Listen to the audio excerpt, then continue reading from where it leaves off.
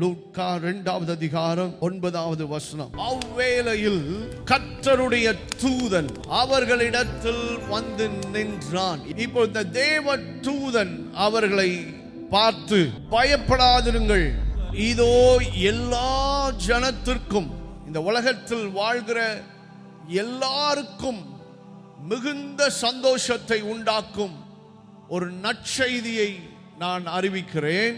இன்று கர்த்தராகிய கிறிஸ்து என்னும் இரட்சகர் உங்களுக்கு தாவீதின் ஊரிலே பிறந்திருக்கிறார். பரலோகத்தின் தூதர்கள் கூட்டம் இந்த ஒரு தூதனோடு சேர்ந்து இந்த பூமியில் வந்து இறங்குகிறது.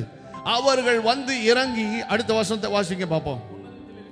உன்னதத்தில் இருக்கிற தேவனுக்கு மகிமை. சத்தம் ஆமென் சொல்லுங்க பார்ப்போம். அவன் சொன்னி அந்த இடத்திலே முடித்தவுடன் பரமசேனையின் திரள், the armies of heaven, பரலோகத்தின் பட்டாளம், பரலோகத்தின் சாம்ராஜ்யத்தை ஆளுகை செய்து கொண்டிருந்த தூதர்களுடைய கூட்டம் அந்த இடத்தில் வந்து இறங்கி நின்று 3 காரியத்தை அங்கே பிரகடனப்படுத்துகிறது. ஒன்று, உன்னதத்தில் தேவனுக்கு மகிமை உண்டாவதாக.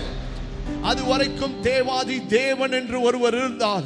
ஆனால் அவருக்கு அங்கே சாயல் கிடையாது, அவருக்கு அங்கே ரூபம் கிடையாது. ஆகவே தான் லூசிஃபர் அந்த இடத்தை நான் பிடிப்பேன் என்று அவன் சொல்லுகிறான்.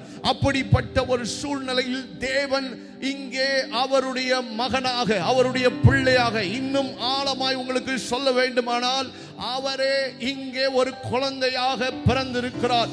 இயேசு கிறிஸ்து இந்த பூமியில் பிறந்தபோது முதலாவது பரலோகத்தில் ஒன்று நடந்தது. என்னவென்றால், உன்னதத்தில் இருக்கிற தேவனுக்கு மகிமை வரப்பட்டது.